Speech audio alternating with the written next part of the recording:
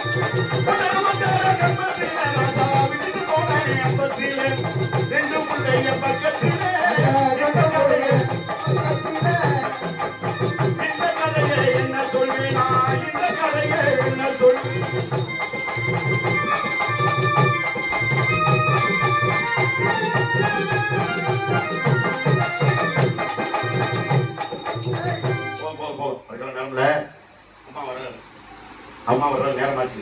சபை கூடக்கூடிய நேரம். இந்த நேரத்துல நம்ம என்ன பண்ணணும்? அம்மா என்ன கேள்வி கேட்க போறாங்கன்னு தெரியல. அதுக்கு தகுந்த மாதிரி நம்ம பயபக்தியோடு நிக்கணும். அங்க பார், அள்ளி மகாராணி வந்து கொண்டே இருக்கிறார்கள். அள்ளி மகாராணிக்கு ஜெய்.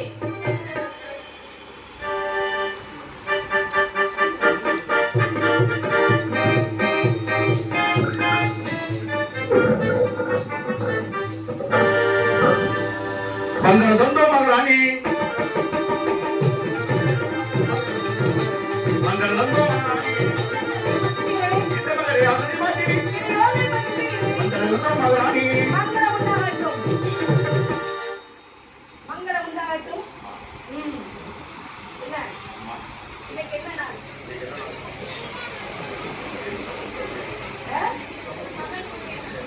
சபைதான் கூட்டிட்டமே. நான் கேட்கும் கேள்விகளுக்கெல்லாம் தகுந்த பதில் அளிக்க வேண்டும்.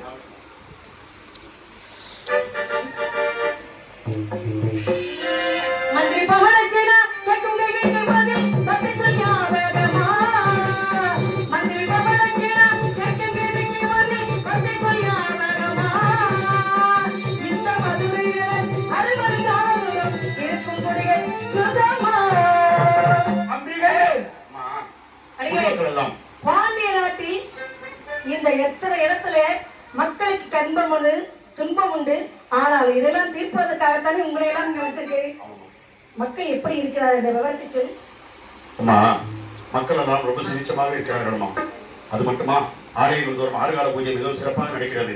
கோவில்களில் திருவிழாக்கள் மிகவும் சிறப்பாக நடந்து கொண்டிருக்கிறது. அதுபோன்று திருவிழாக்கள் நடக்கும் பொழுது இது போன்ற மேடை நாடகங்கள் மிகவும் சிறப்பாக நடந்து கொண்டிருக்கிறது. அது மட்டுமல்லாமல் இங்கே வாழக்கூடிய குடிமக்களுக்கு நாம் என்னென்ன செய்திருக்கிறோம் தெரியுமா? சாலை வசதி, வீட்டு வசதி, குடிநீர் வசதி எல்லாம் செய்துவிட்டு வீட்டில் பெண்கள் சோம்பேறித்தனமாக இருக்கக்கூடாது என்று 100 நாள் வேலை என்று கூட ஒன்று கொடுத்திருக்கிறோம். இருக்கட்டும், அப்படி என்ன மக்களுக்கு எந்த குறையும் இல்லை, அப்படித்தானே? உன்னிடத்தே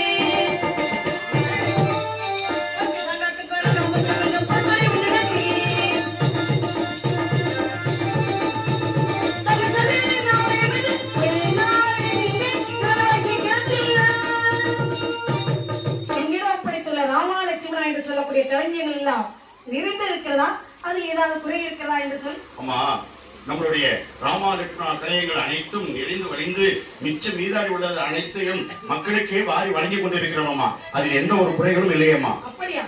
அப்படியானால் இந்த மக்களுக்கு குறை என்பது வரக்கூடாது என்பதற்காகத்தான் உங்களை எல்லாம், அதில் நீதான முதல் மந்திரி, சேனாதிபதியான மதிவதரி,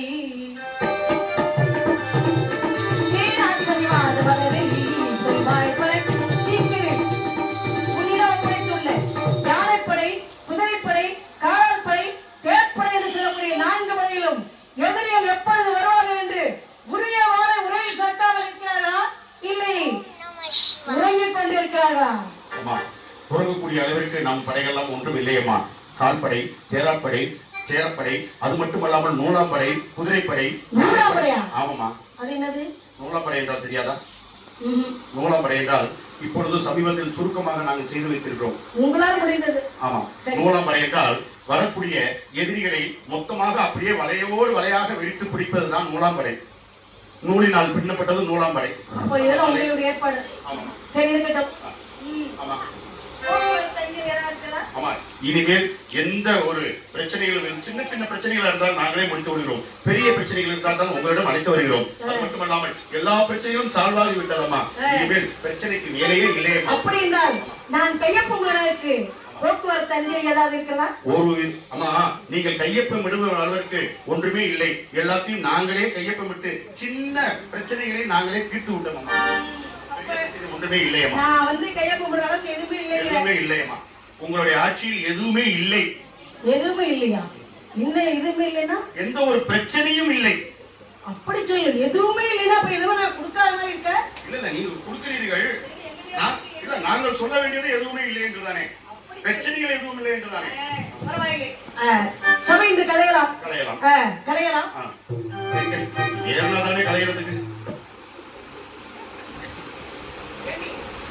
ஏதோ குறையாக தெரியுது. என்ன குறை? ஆமாமா. தலையில பூ வைக்கல. எனக்கு ரொம்ப அவசியம் அது. இந்த குறை யாரு? ஏண்டி இப்ப ரொம்ப அவசியம் அது. பூ கிடைக்க மாட்டேங்குது.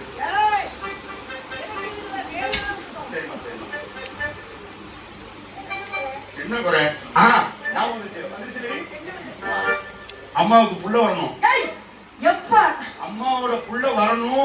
எப்ப போய் தமிழுக்குள்ள எம்புட்டு கோளாறு கிடக்கு. அம்மாவோட புள்ள வரணும்.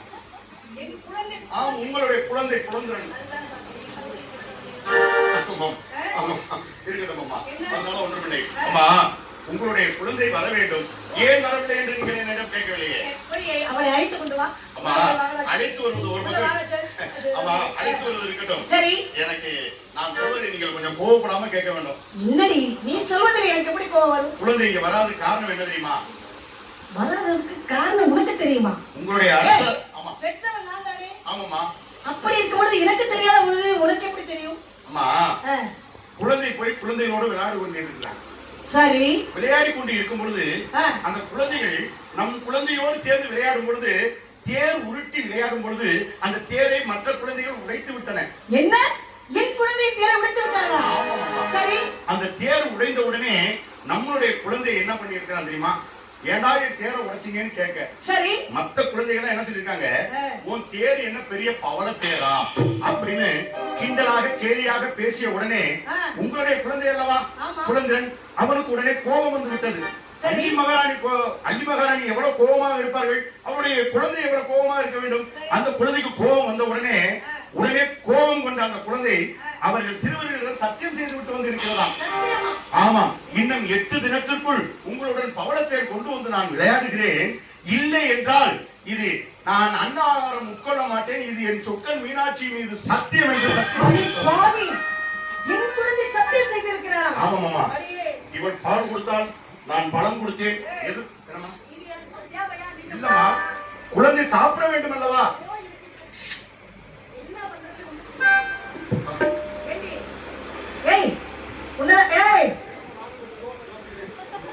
வேகமா போயிட்டு இருக்க வாடிங்க. இப்ப நான் வந்து சோகத்துல இல்ல, வேகத்துல இருக்கேன். என் குழந்தை எங்க அண்ணா இல்ல, அப்ப எனக்கு ஒரு சோகம் வரும். சரிடி,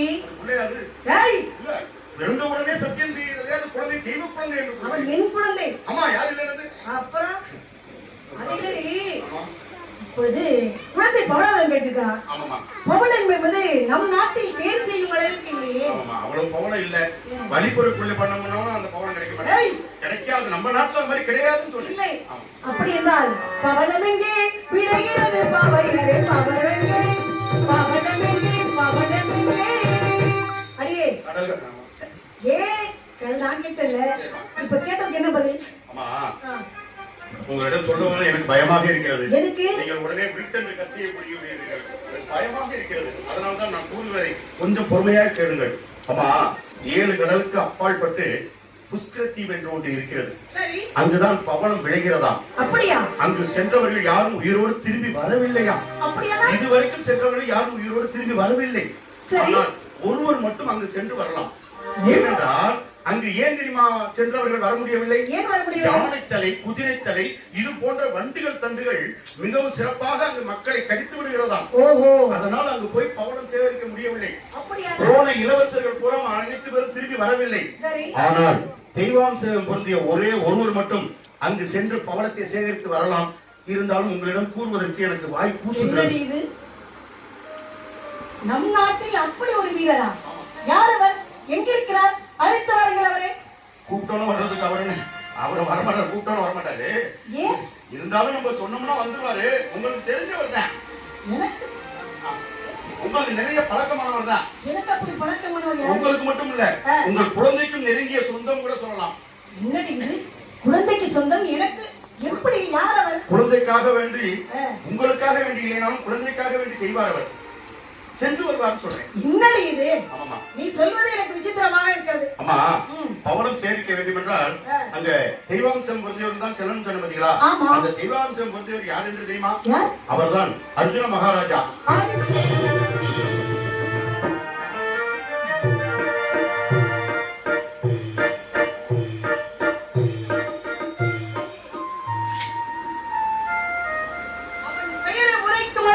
எப்படி தைரியம் வந்தது? ஒரு தலாவை ஏற்றிடுவி உனக்கு தண்டனை கொடுத்திடுவேன். ஒரு தலாவை ஏற்றி உனக்கு தண்டனை கொடுத்திடுவேன். அடியே இன்னொரு முறை அவன் பெயரை சொன்னால் உன் நாவு இடுவதாக அறிவிக்கிறேன். ஆமா நீங்க கோபப்படுறதெல்லாம் நியாயம்தாமா. ஏன்னா குழந்தை பிறந்த உடனே அவர் அதுக்கப்புறம் இங்கு வரவில்லை. நீங்கள் கோபம் கொள்வதெல்லாம் சரிதான். ஏனென்றால் நமது குழந்தை உயிரோடு இருக்க வேண்டும் என்றால் அவர் இங்கு வந்து உங்களிடம் கேட்டுக்கொண்டு பவளம் சேகரிக்க போக வேண்டிதான் ஆக வேண்டும். உங்களுடைய கோபம் நியாயமானது. என்னை மன்னித்து விடுங்கள். சரி, ஆபத்துக்கு பாவம் இல்லை என்று சொல்கிறாய். நெருப்புனா வாய் சுற்றுறவா போகுது. வச்சுதான் பாரு, சுடுதா சுடலே தெரியும். சுடுறது. அப்படியானால் அவரை நேரடியாக நான் எப்படி வர வேண்டும்? சங்கடமா தான் இருக்கு. ஒரு ஆம்பளை போய் எப்படிதான் எப்படி கூப்பிட முடியும்? வராத ஆம்பளை சங்கடமா தான் இருக்கு. 8 வருஷமா வராம இருந்துட்டு அவர் வரல எப்படி போய் ஆமா நான் உடனே சொல்றேன். கோச்சு காமிக்கணுமா?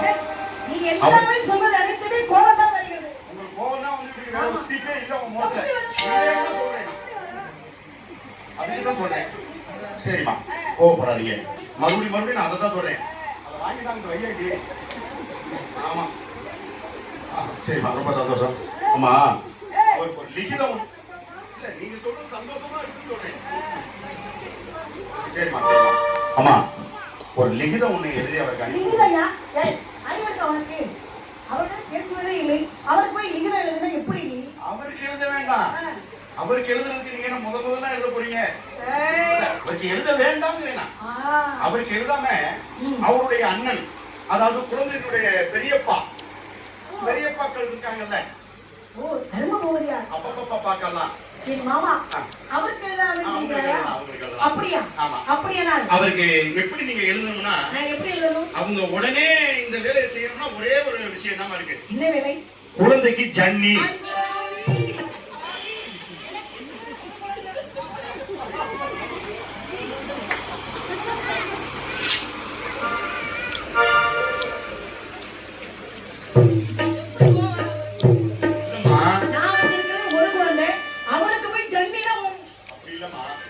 உங்களுடைய மூத்த குழந்தைனாகப்பட்டவருக்கு அர்ஜுன மகாராஜா இங்க வரணும்னு ஒரு லிகிதம் எழுதுனீங்கன்னா ஆகா அல்லி மகாராணிக்கு மீண்டும் ஆசைகள் வந்து விட்டதோ அப்படின்னு அவங்க நினைச்சிருவாங்க.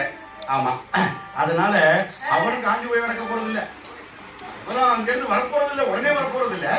அதனால குழந்தைக்கு உடல்நிலை சரியில்லை என்று உடல்நிலை சரியில்லை என்று சொன்னால் 2 நாள் 3 நாள் ஆகும். குழந்தைக்கு ஜன்னி என்று சொன்னால் உடனே வந்து விடுவாரு. அதனால அப்படி சொன்னாயா? பரவாயில்லை, நீ சொல்லுவது நியாயம்தான். சீக்கிரமாக போய் லிகதத்தை எடுத்து எழுதி இன்னும் 8 தினங்களுக்குள் எப்படி வரணும்? பவளத்தோட. பவளத்தோட அவர் வர முடியாது, அவர் வர வச்சு நம்ம பேசுவோம். சரியா? கூட்டம் போட வேண்டியதான். அவர் வர்றதுக்கு ஒரு கூட்டம் போட வேண்டியதான். ஆமா, சரிம்மா, எங்களுக்கு உத்தரவு கொடுங்கம்மா, நாங்க உள்ள. சரிம்மா, சரிம்மா. இதுக்குதான் அம்மா கிட்ட நான் எந்த விஷயமும் சொல்றது இல்ல. அவங்களுக்குள்ள உள்ளுக்குள்ள ஒரு ஆசைகள் இருக்குது, இருந்தாலும் வெளியில காமிச்சிக்க முடியாதுல்ல. மறு பிள்ளைக்கு ஏற்பாடு பண்றாங்களோன்னு நினைச்சுக்குவாங்க. அள்ளி மகாராணிக்கு அந்த ஆசை இல்லைன்னு நம்ம காமிக்கணும். போமா அப்படியே நம்ம